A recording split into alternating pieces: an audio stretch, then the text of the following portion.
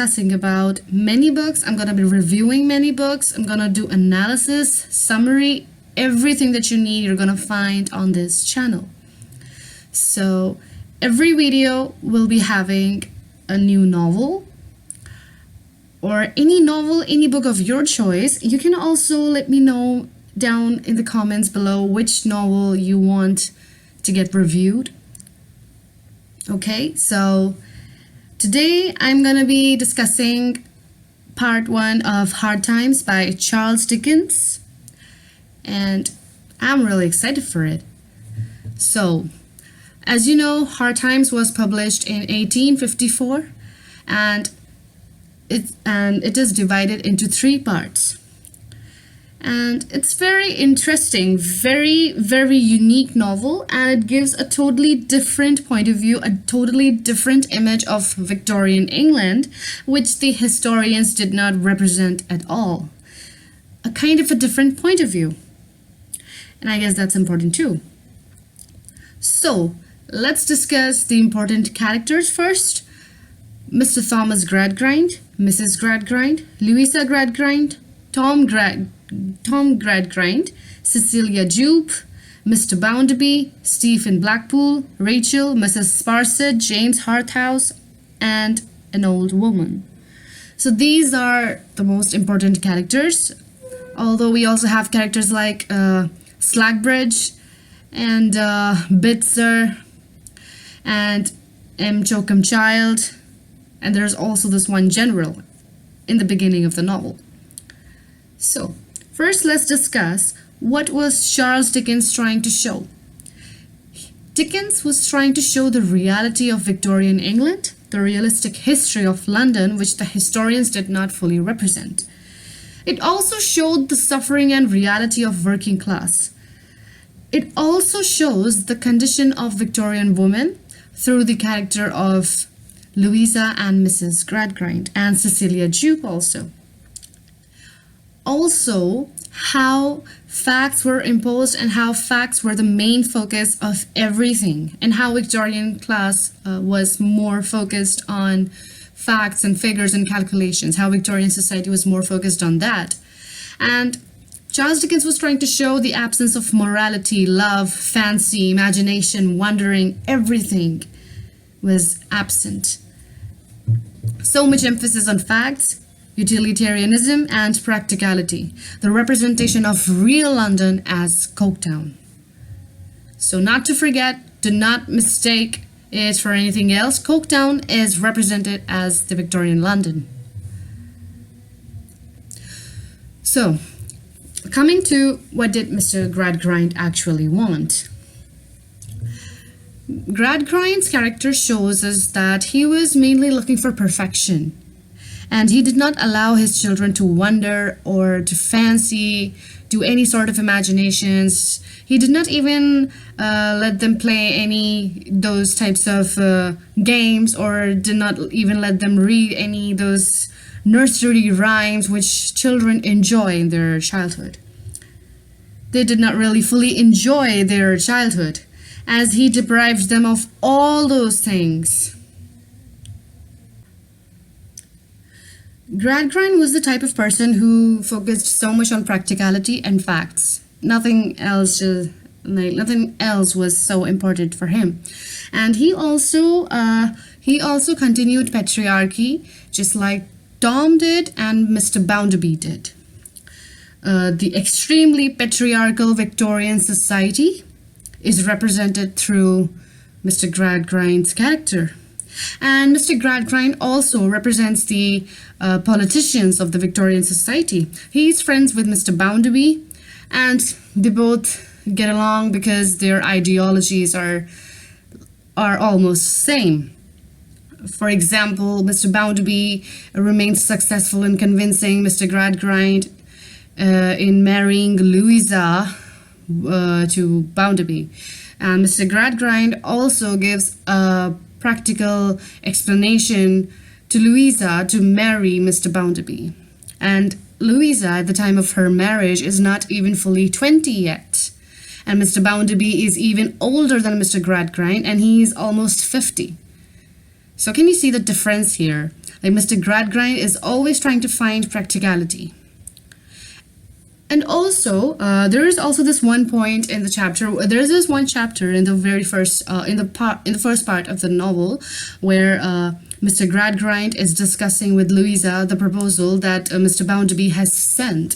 So he discusses with Louisa, and Louisa says, Louisa asks back a few questions, which makes Mr. Gradgrind speechless, and he doesn't have really words to, he doesn't know what to say. He just remains silent.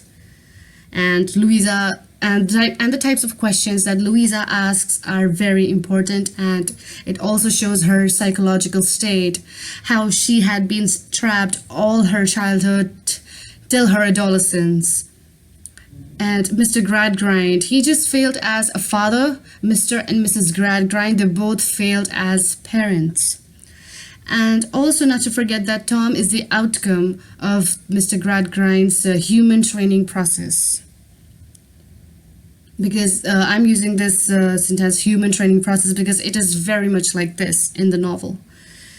And Mr. Gradgrind, as usual, is against fancy wandering. He calls Cecilia Jupe always a disappointment, because Cecilia Jupe doesn't go along with his ideologies and what he wants her to be, right? And he's the kind of person who is very cold-hearted, but he does change at the end.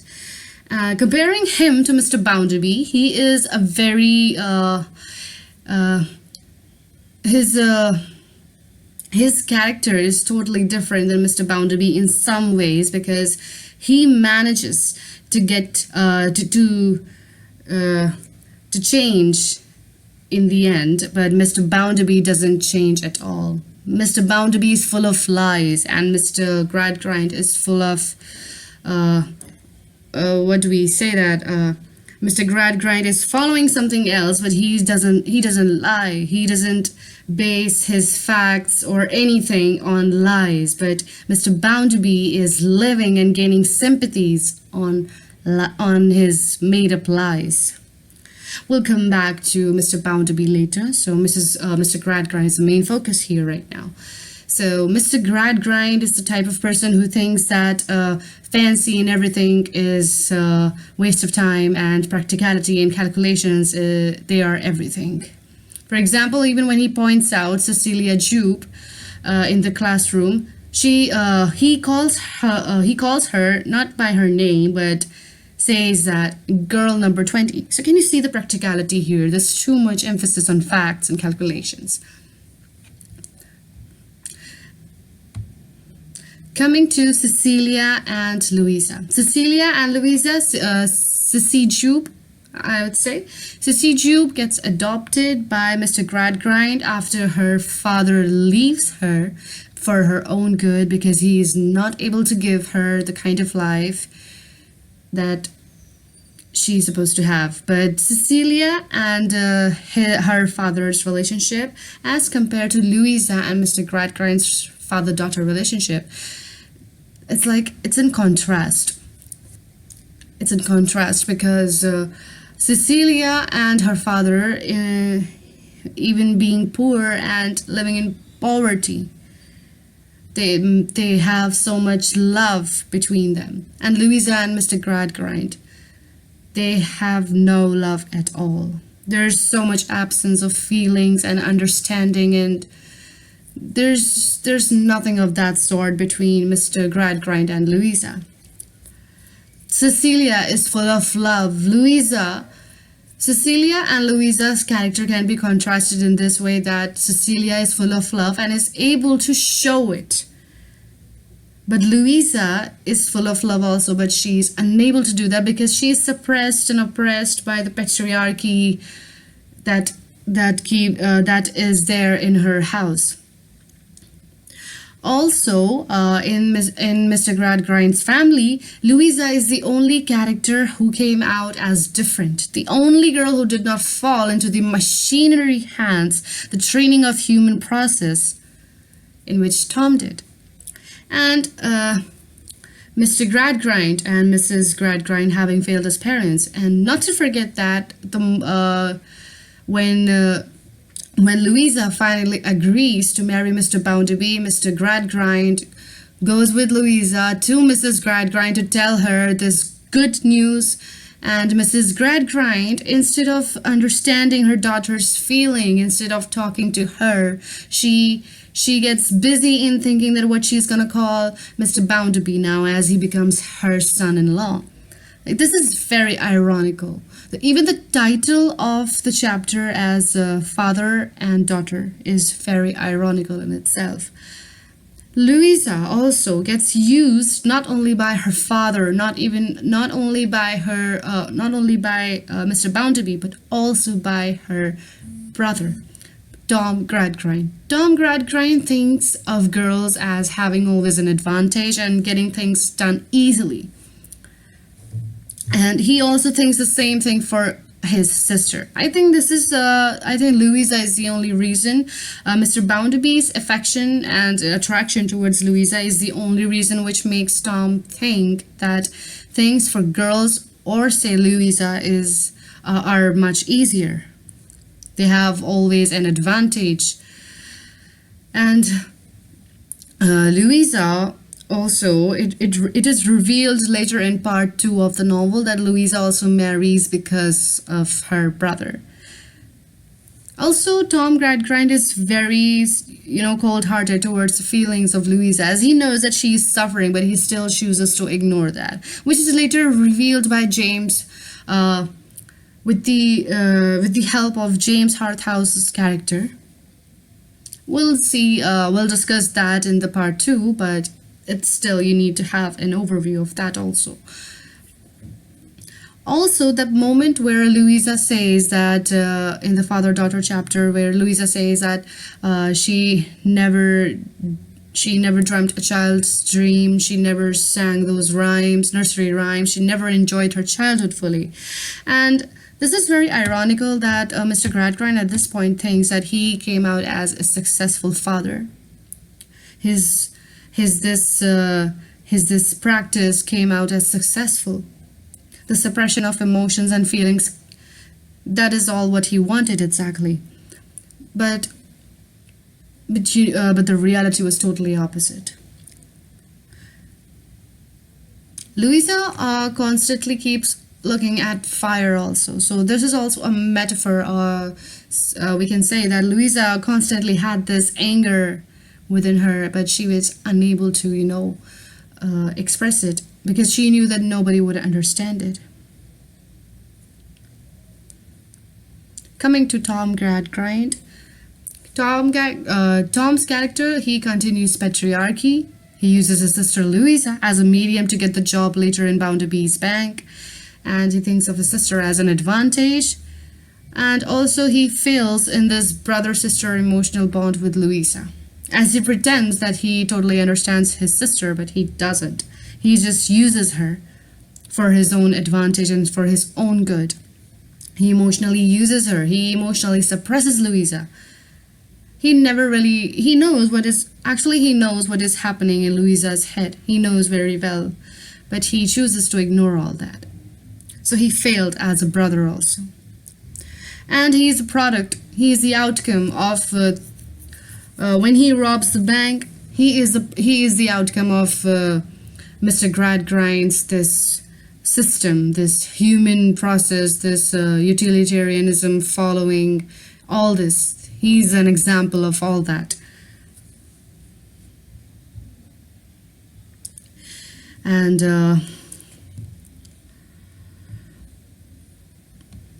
Mr. Bounderby, he is a rich man. He claims himself to be a self-made man, and he represents the business class of Victorian London. He is very hard-hearted, cold-hearted character, and he also thinks that in order to be successful, one needs to have an emotional story. So he keeps gaining sympathy. So, and there is this one thing also ironical that when Stephen Blackpool comes to him, Stephen Blackpool, who is a factory worker in the cotton mill of Mr. Bounderby, when he comes to Bounderby to discuss about his problem, in which his wife keeps spending his money on liquor, and she's a drunkard, and he wants to get out of it, but Mr. Bounderby reminds him at that point of time all the laws and all the vows that he has taken during the time of his marriage. Also, he refuses to help the poor, even after knowing that. So he reminds him the importance of money instead of helping him. He reminds him that he won't be able to afford that much expense that is going to take place if he files for a divorce.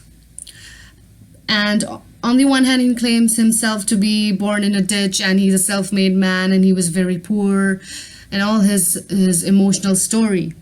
So this is very ironical of Mr. Bounderby. Mr. Bounderby is the character who is a hypocrite, and the same goes for Tom Gradgrind, who is also a hypocrite. Also, Bounderby is the kind of character who always kind of had things in his own way. And he never really felt, that things could not go his way, but things always went his way until the end of the novel, where he is finally revealed. He also shifts Mrs. Sparsit to another apartment because of his marriage with a young girl who is old enough to be his daughter. Louisa, since her childhood, never really liked Mr. Bounderby, as there is also one scene where she keeps rubbing her cheek where Mr. Bounderby had kissed. So she keeps rubbing it until it burns.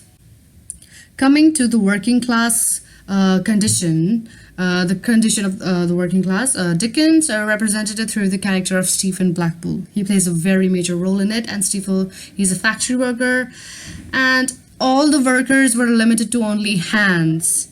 And the old woman, who turns out to be the mother of Mr. Bounderby, kisses those hands because those hands are the only thing which have remained successful in continuing Mr. Bounderby's business.